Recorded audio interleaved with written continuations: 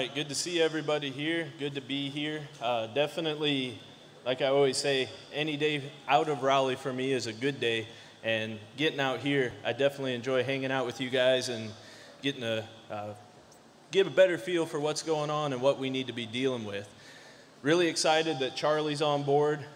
Really looking forward to what he's going to be doing in the future and working with him on different projects going forward. I think he hit really well on one of our big concerns with the auctions and how we're going to be stewarding these and how we're going to be perceived. He mentioned some of these nuisance lawsuits and some of these issues, and he and I were talking about this last night.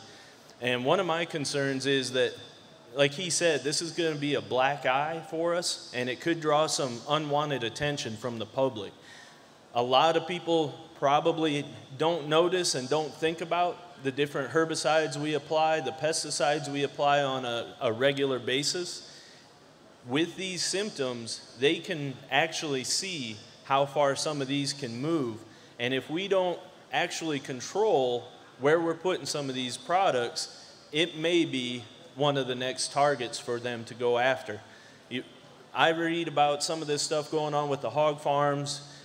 I agree with what the commissioner and Larry and Rod said earlier today, that these are things that are going to affect us in a ripple effect, but it also could turn as the next in the series of dominoes, that once these experts that are doing air quality and testing for different particles in the air are done with the animals, are they going to start looking for our chemicals? So anyway, I just think that's something that we need to have in the front of our mind as another reason to be better stewards with some of these products we're spraying. To get into some of the stuff we wanted to talk about, like Charlie said, the symptomology really is tough to show on a screen. I did want to talk a little bit about desiccants for soybeans. We're going to do a series of studies with Rod out here looking at timing of these different desiccant products for soybeans. You might say, why do I need them? Why should I be applying them? One of the reasons, if we have wet weather, warm weather towards harvest, you guys have seen the green stems, the beans that don't dry down. That's one obvious reason to use them. What products should we use and when should we apply them? We have 4 products that are labeled to be sprayed on soybeans. You got gramoxone, you got sodium chlorate, AIM, and Sharpen. Okay, I'll say up front, the AIM isn't a great defoliant on soybeans. It's good at controlling weeds at the end of the season, so if you have morning glories, you don't want them to be wrapping the reel up, causing issues with harvest. AIM is a good option to use there. Doesn't take a lot to kill a morning glory.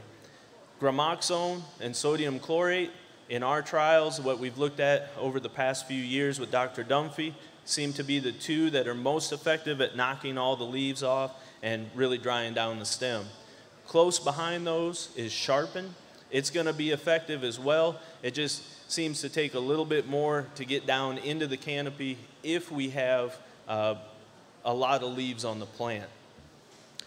One of the things where I think we could be using these in the future, and where Rod and I are looking at some stuff, and the guys at the Northeast from the Ag Expo site, we want to see, could we use these desiccants to get those beans out a little bit earlier?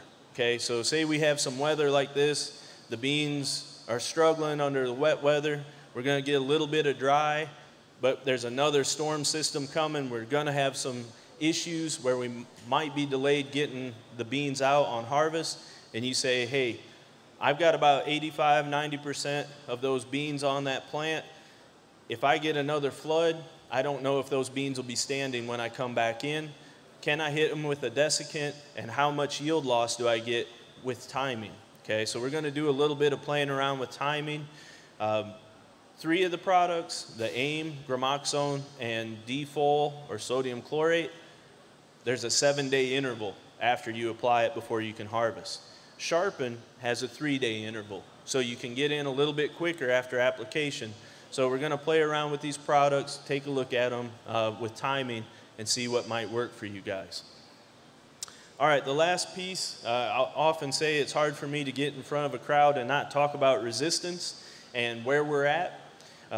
not a whole lot has changed. We're still dealing with a lot of palmer. I mean, it's spread across the region. Thankfully, it's not too prevalent across the Blacklands. You guys have done a good job holding it back.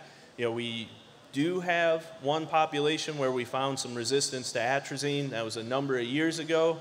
We have not seen that spread, so that's a good thing. It's pretty well contained where it was found, and the grower took care of it very effectively.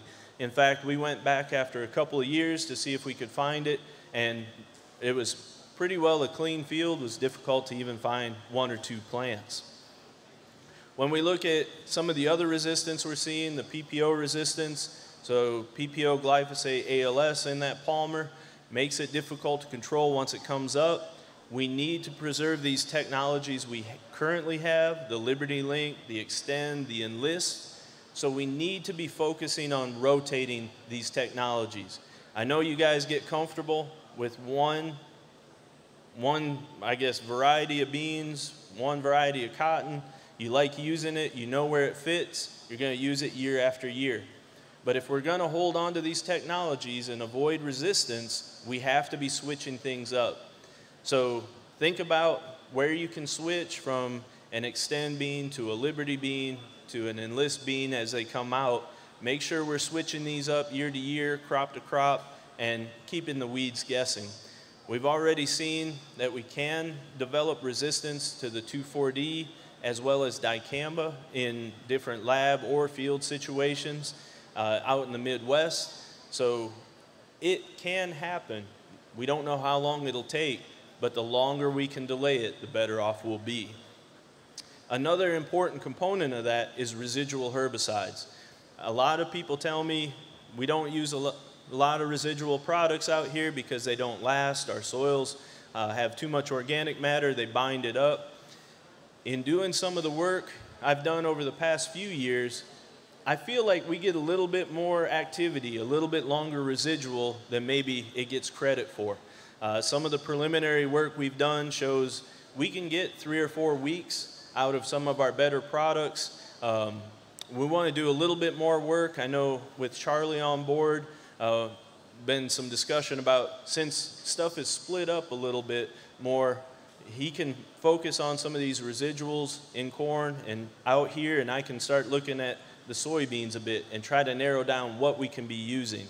Definitely seeing some activity out of Valor and even the Authority products, Spartan-based products on the pigweeds in these heavier soils. We can actually get 4 weeks or better out of them in the right conditions. A couple other weeds I want to talk about. Ragweed. We do have glyphosate resistance on the edge of the Blacklands here. We have a population north of the Sound, up north of Elizabeth City, where it's resistant to glyphosate, the PPO inhibitors, and ALS inhibitors. So again, once they come up, they're very difficult to control. Unlike pigweed, ragweed has a differential response to some of our herbicides, right? 2,4-D, dicamba, Liberty, typically all have to be sprayed before that pigweed hits 4 inches tall. Ragweed, they can get a little bit bigger, but we still want to get them by the time they're 6 to 8 inches tall. Once they get bigger than that, they get more variable in control, and it's tougher to take them out. Liberty has been the best product we've seen on these ragweed populations that are difficult to control. Not saying that dicamba and 2,4-D don't work. They're effective as well, but you got to get them a little bit earlier. The last one I want to talk about is water hemp. And the reason I bring this up, there's been a number of cases that showed up in the western part of the state. About 4 years ago, I found a population, again, north of Elizabeth City, and now there's more populations kind of popping up around the state. I'm not Chicken Little. The sky's not falling. We don't have to, freak out about water hemp. I still do think it's Palmer's wimpier cousin, but it's still a pigweed. It produces a lot of seed, and it has developed resistance at a pretty rapid pace around the country. In fact, they just confirmed a 6-way resistant population of water hemp out in the Midwest. So you think about that. You lose 6 modes of action with just one pigweed. So if you're getting used equipment and bringing it in from other places, make sure you're cleaning it out. Whether you're transporting it around in North Carolina or bringing it from another state, we just want to be aware that this stuff can come on equipment. We have to be diligent about managing our weeds and even scouting our fields. A number of these populations, people thought they were palmer. They're going to have no hair like palmer. There's a male and a female plant like palmer, but they're going to have thinner leaves. So they're going to be thin and long and not egg-shaped like our palmer, okay? They're going to look a little bit different, a little bit of a waxier look. But if you have any doubt, get in touch with your county agent. They'll be able to help you identify it. With that, that's pretty much all I wanted to cover. Any questions for Charlie or I? I know he hopped off the stage pretty quick. He didn't want to answer too many questions about those auxins, I don't think. All right, thank you all.